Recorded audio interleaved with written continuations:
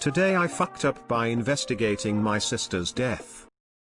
This has happened over a few years. I'm 17F, the second of 4 kids. My family has lived where I'm from for many years. It's important to note this is a tiny town. When I was really little, 3 to 5 years old, my sister disappeared. We were older, we were told by my parents she had died but never given much information. According to the family friends in our lives and people I know she knew, there were many different assumptions on what happened, and everybody had different stories, pieces of truth. The only thing I could confidently say about my sister until recently was her name and that she died when I was young under suspicious circumstances. What I thought was unrelated, around the time her boyfriend was imprisoned. I was never told why nor made any connections because as a child I only remember positive things about him. I've been pretty faithfully investigating this since I was 14. However, I didn't get much leverage legally until last year, when I was 16, to go to the courts. Last year I started making privileged records requests. I've done this all against my mom's wishes and spent a considerable amount of money in court fees fighting to get the records. Working backwards, I got her autopsy records, the police investigation reports, school/university records, health records, everything back to her birth records. It costed me approximately the equivalent of $2,520 of my money to get all these records and go through the court proceedings, everything. It was clear in the records she was abused by my dad,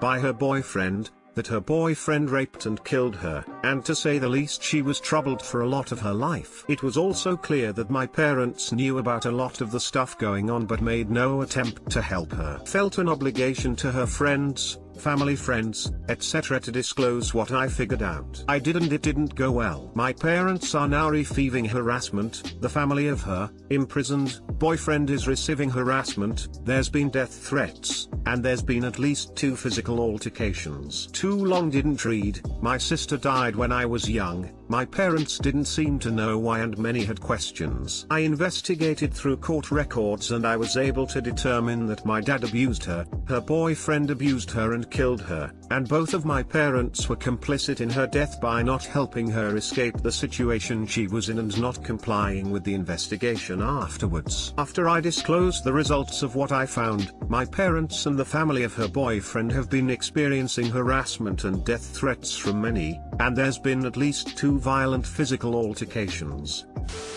Good for you. Now run. Seriously, run. Get legal authority over your siblings if you can. Any idea why your dad was never prosecuted for abusing her? Deleted.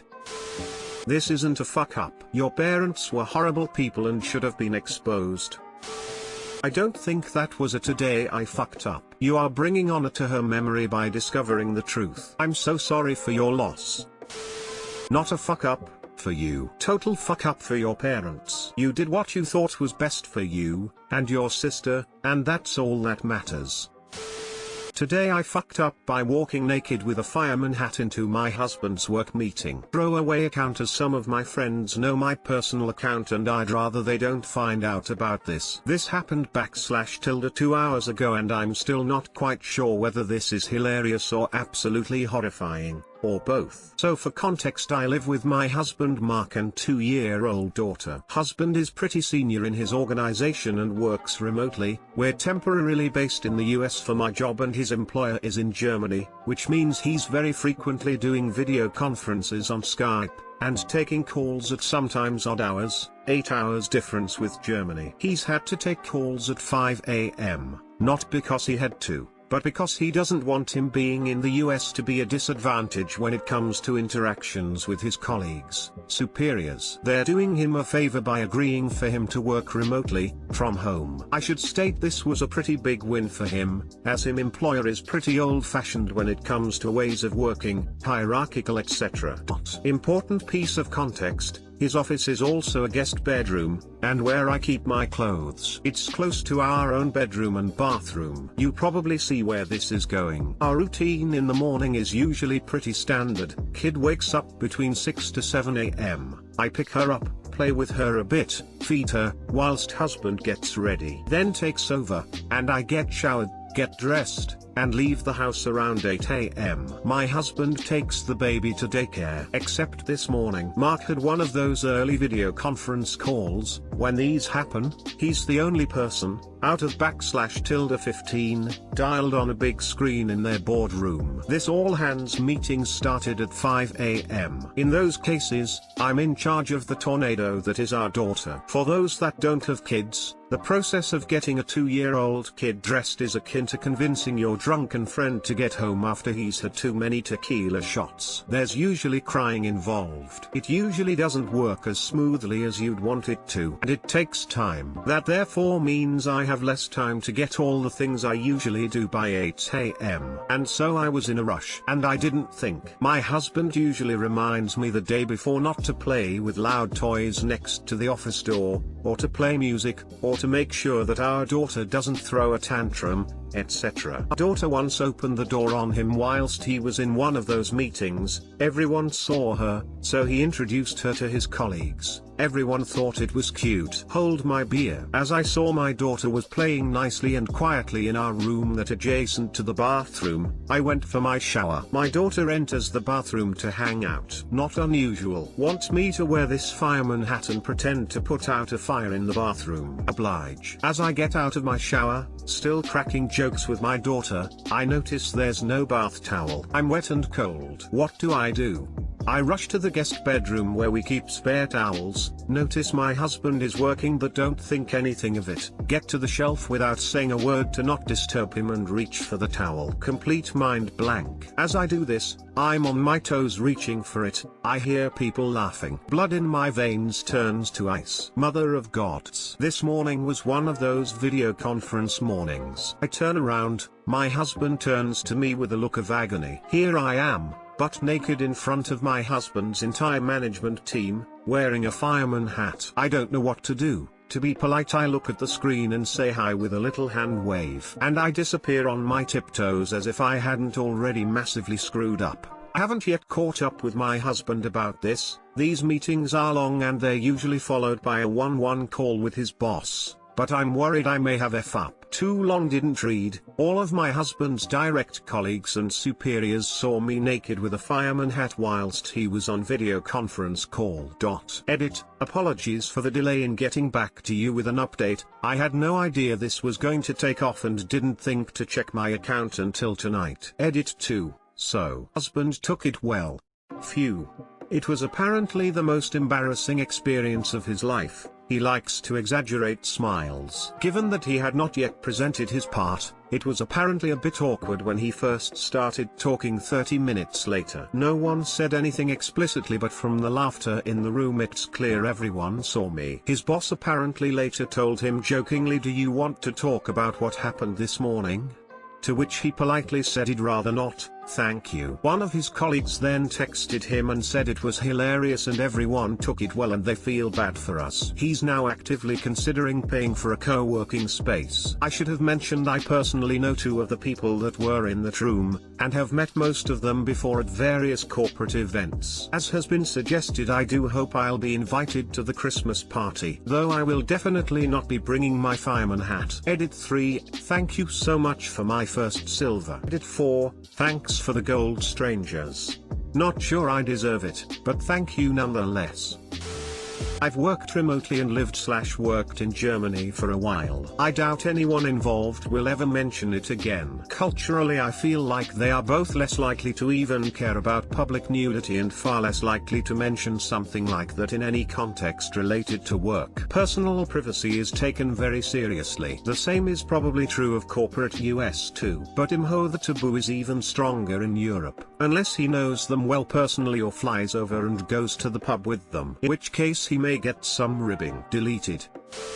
That was awesome. Please update us after you talk to your husband. The husband is now the most envied man at his work. Men want to be him, colleagues want to be seen with him. The boss gave his own child a picture of this man's face, and a shrine of candles now exists within the office saluting the lucky man who made us believe that women can truly become dreamy wives. Edit. Thank you, oh kind one, for the silver. Expect an invitation to the company Christmas party. Seems like a super awkward moment that will likely just be a humorous anecdote for everyone involved. It's one of the risks of working from home. I suggest you invest in some locked doors for the video conference room. At least you weren't going in there to do a sexy fireman dance, woman shrugging. That would have been hard to explain. Today I fucked up by getting caught by my date, 25F, checking out my 30M butthole in the mirror. Yes, you read that right. Obligatory. This happened within the last hour. Where to begin? Crazy end to my night.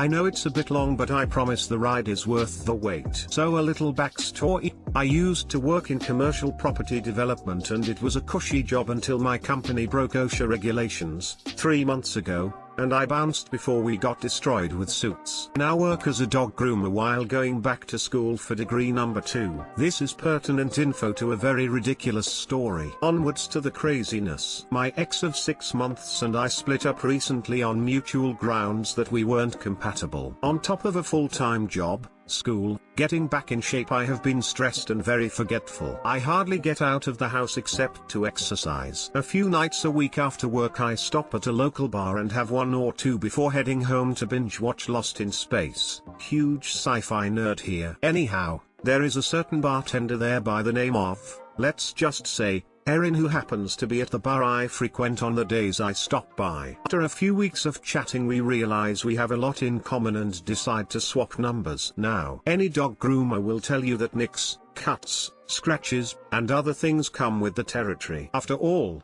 not all dogs like being messed with. I had a stubborn standard poodle who kept kicking her leg as I tried to file her nails with an electric grinder. At one point when she kicked, I filed my own fingernail into a sharp little point. It hurt a bit as I also Harvey dented my finger skin. Oh well, shit happens. I shrugged it off, and a few hours later I was off work and my mind was elsewhere. I get off work and Erin shoots me a text saying how she was also leaving work early and didn't want to go back home for a while, seeing as her roommate had her boyfriend over and things get weird, if you get my drift. I oblige and ask her if she would, for once, like to have somebody serve her drinks. She also obliges with a fuck yes, dude. I change my spare clothes in the back of my car, always carry spares, dog hair itches and dog piss reeks, and head out to meet her at a bar near my place. The night is good. We laugh, joke, and karaoke a very poor rendition of Queen's Bohemian Rhapsody that ends up getting the whole entire bar into a synchronized opera house of people headbanging at the guitar solo. The night was fucking perfect. Fast forward 3 hours. We are leaving the bar early, absolutely beaming with enjoyment as we both truly needed a small getaway from the daily grind that is life. I'm walking her to her car, bragging about my pop star level of singing skills that more sounds like two cats howling at each other in an alleyway. As I prepare for a hug and a thank you, she kisses my cheek and replies that I should be the one receiving a thank you from saving her hearing her roommate shag in the living room. For a minute she stands there a bit awkwardly, looking as if she's expecting something. Before I can catch on, she says, well, I'm sure they're still at it. Maybe I could come over, clean up, and we could watch Lost in Space. Whoa, am I dreaming? Did she just initiate that? I fumble for words and manage oh yeah sure, I'd love that in an awkward voice. She says she is going to stop by a local store and grab some body wash and shampoo since she didn't get a chance to go home after work. I gave her my address and told her I'd leave the front door open. Here comes the fun part, ladies and gentlemen. I quickly speed home to clean the house up a bit and prepare the master bathroom for a female's presence. While doing so I turn on some music and attempt to fit in a quick shower myself, and that's when it hit me. I really had to shit and it was best to do so before she shows up. Now, remember how I said I have been stressed and forgetful? Here's how that comes into play. As I'm starting to wipe, I forget I never corrected my nail that was filed into a prison shank slice. Immediately howl in pain. I see a bit of blood on the teepee and start freaking out, thinking I'd sliced my starfish into pieces. My mind went to Resident Evil movie with Mila Jovovich as she dodges the laser-filled hallway that shred people to pieces. Unable to see, I run to get a chair from the kitchen and drag it back to my bathroom. I prop myself up on it, bend over, and start searching for the laceration. Unbeknownst to me, Erin had shown up earlier than I thought. Now, I can't hear the front door from the back of my house, especially with the music blaring, so I couldn't hear her as she moved through the hallways. Sigh, this is where I lost my dignity. There I am, bent over, completely naked, standing on a chair, finger combing my balloon knot for pain, staring into a mirror looking for the cut when she walks in and loudly says, "What the fuck?" My heart stops in horror as I look up to meet her gaze. My life is over. She thinks I'm some freak that I play with my butthole in the mirror. Oh God, kill me now, somebody. Please. I then get the craziest response to a weird situation. She bursts out laughing herself into a fit of almost choking. I'm so embarrassed I'm fumbling my words, fall off the chair and quickly scramble for my towel trying to explain exactly what the hell was going on. I'm so embarrassed I just start getting dressed as she is now on her hands and knees holding her stomach as tears pour down her face. After a good 7 or 8 minutes she composes herself and I explain what happened. She is still having small bursts of giggles but ends up giving me a hug and explaining it was the funniest thing she had seen in years and didn't think any differently of me. I then cut my nails, cleaned up the bathroom and let her shower. We are now cuddling on my couch as she watches me write this, still giggling and telling me I should change my Reddit username to he who fingers ass. Too long didn't read, had a really good date with a fun gal. Forgot I sharpened my fingernail into a prison shank and cut my butthole during a wipe. Date caught me. Edit, thanks for all the messages, y'all are awesome. I do realize it's not completely a fuck up cause Erin is awesome, but the fuck up comes from the fact that taking a shit is going to hurt. And from what I've read, your butthole takes long to heal, so this will be a painful experience for a few weeks. Glad y'all found it funny. Edit 2, oh, and for all y'all who messaged saying she's a keeper, you'll be glad to know we both have decided to start dating and to really get to know each other first and build a strong bond. And thank you so much for the awards. I appreciate it. To those who are annoyed with my over-exaggeration of words, I enjoy writing as a hobby, so I was trying to make it a bit funny. This was my first major post Reddit, thank you. She's a keeper. Hold on to her. Thanks for the edits. You rock, man. I fail to see the FU here. Seems you have already tested the limit of this potential relationship and it's all good. A geezer should be able to have a gander at his ass in peace. As someone who has also had an asshole laceration, I come to you with a warning and advice from experience. Shitting is gonna suck. That thing probably won't heal for a good month or 2, and shitting is gonna suck the entire time. However, don't be like me and hold your poop in as long as possible, trying to delay the pain of shitting. When you hold your poop in, your body continues to absorb moisture from it while it waits in line at the colon office. This makes it dry and hard. This makes it so much worse. Just get it over with ASAP and hope for minimal tearing. I was doing a little reading and apparently the area doesn't heal quickly. I'm in for an uncomfortable few weeks. Time to drink X-Lax so I can waterfall it out. Headline, Poodle Papa pierces perineum, Princess plays it cool. Cool face.